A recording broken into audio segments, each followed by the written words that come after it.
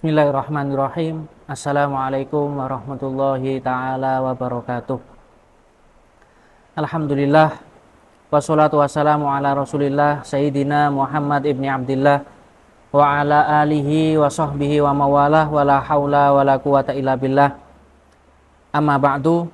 Para pemirsa, para pengikut, para pecinta YouTube MZT Malang Raya, alhamdulillah kita masih diberikan kesempatan oleh Allah Subhanahu wa taala untuk melanjutkan pembahasan kita tentang hadisnya Rasulullah Shallallahu Alaihi Wasallam yang dikumpulkan di dalam kitabnya Imam An-Nawawi rahimahullah taala, kitab Al-Arba'in An-Nawawiyah. Semoga ini semua menjadi manfaat bagi kita semua, menjadi pedoman hidup kita semua, sehingga kita termasuk orang-orang yang diselamatkan di dunia, selamat nanti juga di akhirat. Amin ya rabbal alamin. Sekarang pembahasan hadis yang ke-36, yang mana hadis tersebut diriwayatkan oleh An Abi Hurairah radhiyallahu anhu anin Nabi sallallahu alaihi wasallam qala, dari sahabat Sayyidina Abu Hurairah radhiyallahu anhu. Beliau meriwayatkan hadis tersebut dari baginda Muhammad sallallahu alaihi wasallam, yang mana beliau bersabda di sini, man nafasa an mu'minin kurbatan min kurabid dunya nafasallahu anhu kurbatan min kurabi yaumil qiyamah.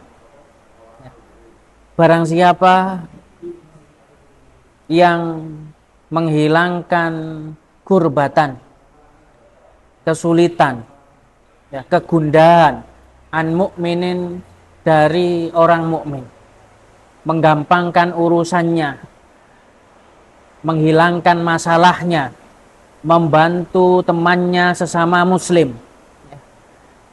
Min kurabid dunya, yang mana kesulitan di sini adalah kesulitan ketika seseorang muslim, teman kita atau mungkin saudara kita sesama muslim itu mendapatkan kesulitan di dunia, nafasallahu anhu kurbatan min kurabi yaumil qiyamah. Allah akan menggampangkan, Allah akan menghilangkan kesulitan kita nanti ketika kita sudah berpindah alam di alam akhirat atau di hari kiamat, yang mana ini adalah anjuran bagi kita dari baginda Muhammad Shallallahu Alaihi Wasallam. Kita ini harus saling membantu, kita ini harus saling tolong menolong sesama muslim, yang mana di sini faedahnya atau balasannya yang diberikan oleh Allah Subhanahu wa taala bukan balasan yang sedikit, bukan balasan yang main-main, akan tetapi kita dimudahkan urusan kita, dimudahkan kesulitan kita ketika nanti kita menghadapi hari kiamat. Yang mungkin diriwayatkan ketika nanti hari kiamat seseorang itu bingung dengan amalnya sendiri. Dia ini bingung apakah dia ini termasuk nanti yang bakal masuk ke surganya Allah atau bahkan nanti masuk ke nerakanya Allah Subhanahu wa taala. Na'udzubillahi min dzalik. Kemudian seseorang tersebut bingung ketika matahari ini berada sejengkal di atas kepalanya. Ketika seseorang ini bingung mencari syafaat, mencari pertolongan sendiri-sendiri. Akan tetapi ketika seseorang itu giat untuk membantu saudaranya sesama muslim, giat untuk menolong, menghilangkan kesulitannya sesama muslim, orang tersebut akan dihilangkan kesulitannya nanti ketika hari kiamat. Semoga kita termasuk orang-orang yang dimudahkan, diberikan pertolongan oleh Allah Subhanahu wa taala ketika nanti kita menghadapi hari kiamat. Amin ya rabbal alamin. Wa man yassara an ala mu'sirin. Barang siapa seseorang tersebut memudahkan atas seseorang yang kesulitan, yassarallahu alaihi fid dunya wal akhirah.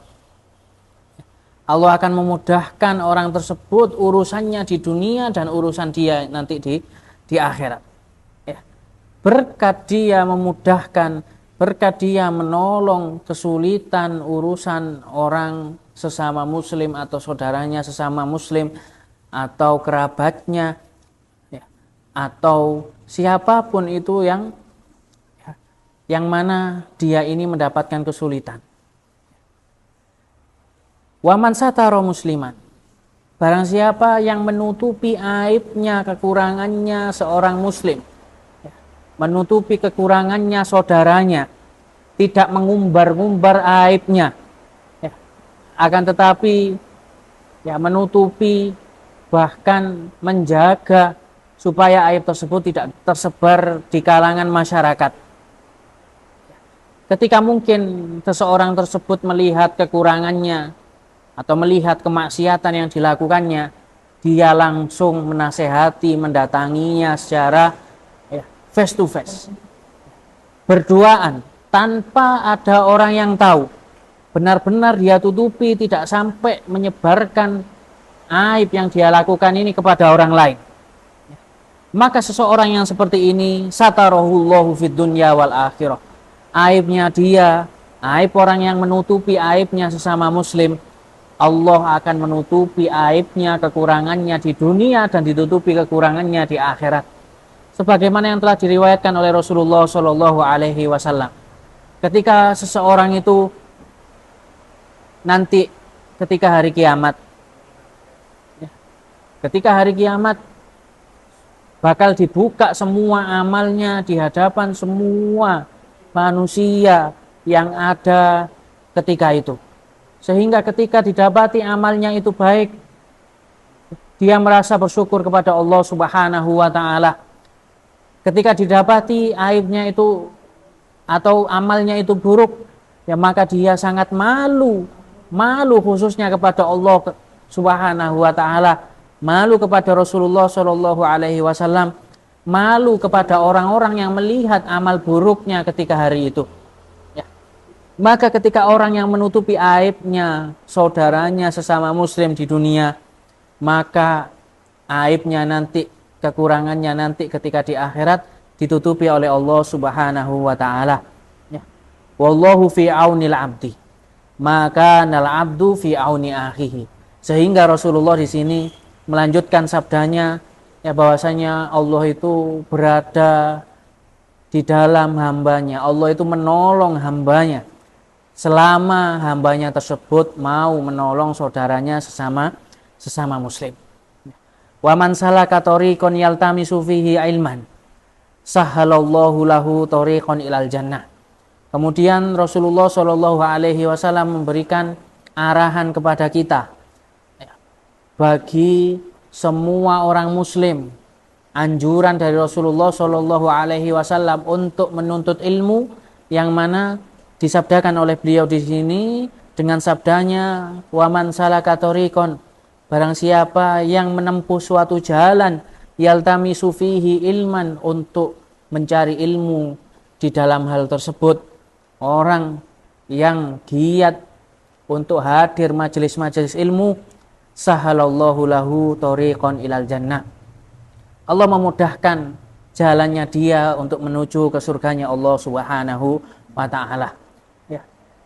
Mencari ilmu dari media manapun, mencari ilmu entah dengan hadir majelis tersebut, mencari ilmu entah dengan mencari dari sumbernya, dari kitab-kitabnya, dari Al-Quran atau tafsirnya, atau dari hadis-hadisnya Rasulullah Shallallahu Alaihi Wasallam dengan syarah-syarahnya, ya, maka orang yang seperti ini dimudahkan jalannya menuju surganya Allah Subhanahu wa Ta'ala. Ya. Kemudian Rasulullah Shallallahu Alaihi Wasallam melanjutkan anjuran bagi seseorang muslim yang senantiasa dia ini menjaga bacaan Al-Qur'annya, senantiasa menjaga tadarusnya, ya, yang mana dilanjutkan oleh beliau di sini baginda Muhammad sallallahu alaihi wasallam, wa majtama'a qaumun fi baitin min buyutillah. Tidaklah seorang kaum berkumpul di rumah dari rumah-rumahnya Allah, di masjid dari masjid-masjid yang ada di muka bumi ini, ya. Seseorang tersebut berkumpul yatluna kitaballah wa yatadarasunahu bainahum illa nazalat alaihimus sakinah, ya. Seseorang, ya, suatu kaum berkumpul, tidaklah kumpulan dia ini untuk senantiasa membaca Al-Quran, senantiasa untuk belajar, memperbaiki bacaan dia di dalam membaca Al-Quran, ya. Maka Rasulullah Shallallahu Alaihi Wasallam, faedah orang yang seperti ini, faedah bahkan guru-guru ngaji yang mereka ini buka TPQ di rumahnya, atau buka TPQ di musola, atau buka TPQ di masjid-masjid, nazalat alaihi musakinah. Allah akan menurunkan kepada mereka ini ketenangan dengan membaca Al-Qur'annya Allah Subhanahu wa Ta'ala, yang mana ini sempat diisyarahkan di dalam firman-Nya Allah Subhanahu wa Ta'ala, ala bidzikrillahi tatmainnul qulub. Ya, ketahuilah dengan zikir kepada Allah Subhanahu wa Ta'ala maka hati ini bisa tenang. Yang mana zikir kepada Allah Subhanahu wa Ta'ala, sebagian ulama mentafsiri, tidaklah zikir yang lebih baik kepada Allah itu adalah membaca kalamnya Allah Subhanahu wa Ta'ala, membaca Al-Quran, senantiasa mempelajari Al-Quran, ya. Maka nazalat alaihi musakinah, hati kita bakal merasa tenang. Kesulitan apapun yang kita hadapi, kita senantiasa itu menyerahkan kepada Allah Subhanahu wa Ta'ala. Kita minta pertolongan kepada Allah Subhanahu wa Ta'ala. Ketika seseorang itu senantiasa membaca istiqomah, membaca Al-Quranul Karim, kalamnya Allah Subhanahu wa Ta'ala, wa ghasyiyat alaihimur rahmah, dan Allah memberikan rahmatnya, meliputi rahmatnya atas kumpulan-kumpulan seperti itu. Wa haffathumul malaikah, malaikat senantiasa berkumpul ikut ya dengan mereka. Bahkan di dalam suatu hadis ada salah satu malaikat yang mereka ini tugasnya itu keliling di bumi. Mereka keliling di bumi mencari orang-orang yang dzikir kepada Allah Subhanahu wa Ta'ala.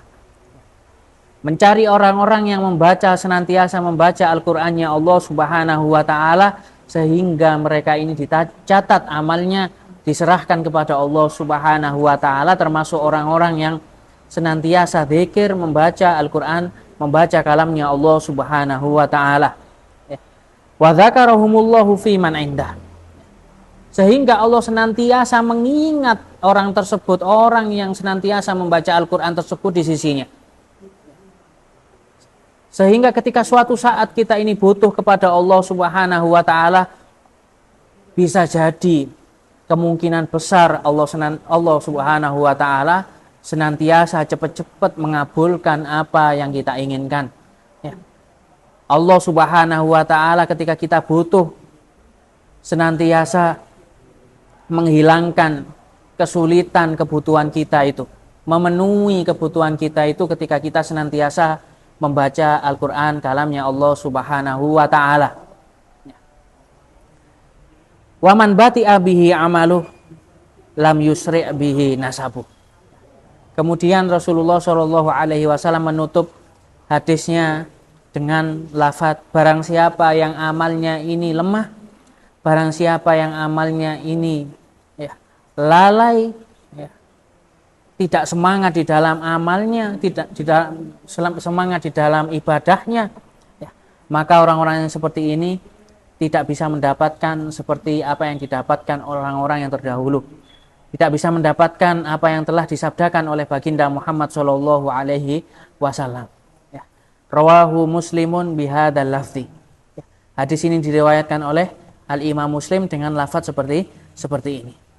Sehingga hadis ini bisa kita jadikan pedoman untuk kita lebih mendekatkan diri kita kepada Allah Subhanahu wa Ta'ala, untuk menjadikan kita senantiasa orang-orang yang membaca kalamnya Allah Subhanahu wa Ta'ala, orang-orang yang membantu saudaranya sesama muslim, orang-orang yang senantiasa tidak gampang-gampang ngumbar, menyebarkan aibnya saudara kita sesama muslim, sebagaimana yang mungkin hal tersebut telah terjadi, telah tersebar luas di kalangan kehidupan kita. Semoga ini menjadikan manfaat bagi kita di dunia, manfaat bagi kita di akhirat. Amin ya rabbal alamin. Mungkin sekian yang bisa Al-Fakir jelaskan dari kitab tersebut. Wallahul musta'an wa alaihi tuklan. Wassalamualaikum warahmatullahi taala wabarakatuh.